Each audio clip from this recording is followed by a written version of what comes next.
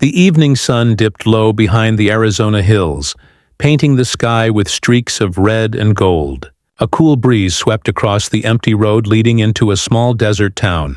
Outside a roadside diner called Maggie's Place, a little girl stood alone near the parking lot. She couldn't have been more than 7 years old, blonde hair tangled, eyes wide with fear, clutching a worn-out teddy bear. Tears streamed down her cheeks as she whispered, "Mom, where are you?" Inside the diner, the low hum of conversation was suddenly drowned out by the deep rumble of Harley-Davidson engines.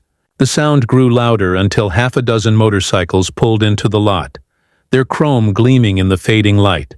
The townspeople stiffened. Mothers pulled their children close. Everyone knew who they were. Members of the Hells Angels Motorcycle Club. Leading the group was Jack "Iron" Malone, a tall, broad-shouldered man with tattoos running down his arms, and a rugged face that looked like it had seen too many storms. Despite his intimidating look, there was something calm in his gray eyes. When he turned off his bike, his gaze immediately fell on the crying child by the curb. He walked toward her, slow and careful, his boots crunching on gravel. "Hey, sweetheart," he said softly, kneeling down. "You lost?" The girl nodded, sniffling. "I was in the car with my mom. I fell asleep. When I woke up, she was gone. I don't know where she is." Jack's heart tightened. He looked around. No car, no one nearby. The waitress from inside the diner came out, her voice low. "Jack, maybe you should call the police." "Let them handle it." But Jack shook his head. "If that was your kid, you wouldn't want her sitting out here scared, waiting." He took off his leather jacket, heavy, warm, smelling faintly of motor oil and leather, and wrapped it gently around the girl's shoulders. "Name's Jack," he said. "What's yours?" "Lily," she whispered. "Well, Lily," Jack smiled faintly. "You and me are gonna find your mom, okay? Promise." He turned to his crew. "All right, brothers, let's do some good tonight." The bikers split up. Some went down the highway. Others asked locals if anyone had seen a stranded car. Jack stayed at the diner with Lily, buying her a chocolate milkshake and trying to make her laugh. Slowly, her tears faded into shy smiles. Hours passed. Night deepened. Just when worry started to creep in, Jack's radio crackled. A local trucker had spotted a car off the road a few miles out. Jack revved his engine and raced through the dark desert.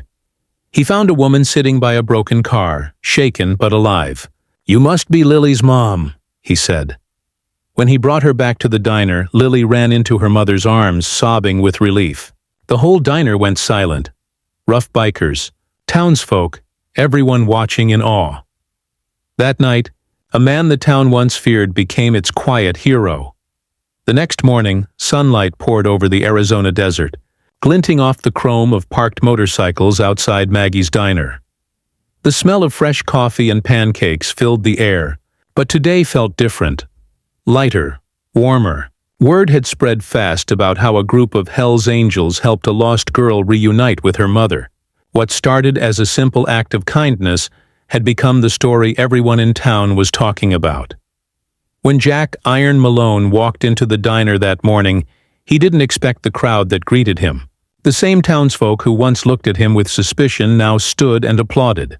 Maggie, the diner owner, smiled as she handed him a steaming mug of coffee. "On the house, hero," she said. Jack chuckled and shook his head. "Hero? Nah, just did what anyone should have done."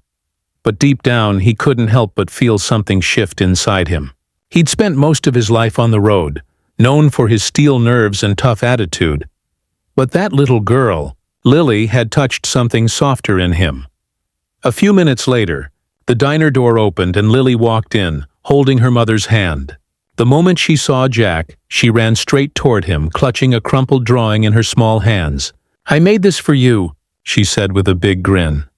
Jack took the paper carefully. It showed him on his motorcycle, big angel wings drawn behind him, with the words written in shaky letters, "My Angel." For a moment, the grizzled biker couldn't speak. He blinked hard, swallowed, and smiled. "You're gonna make me ruin my tough guy image, kid," he joked, his voice thick with emotion. The townspeople decided to host a small community event that weekend to thank Jack and his club. They called it The Angel Ride. Dozens of bikers showed up, not to intimidate, but to give back. They collected donations for a children's hospital, fixed up an old playground, and handed out food to struggling families. People who once crossed the street to avoid the Hells Angels now waved as they passed by.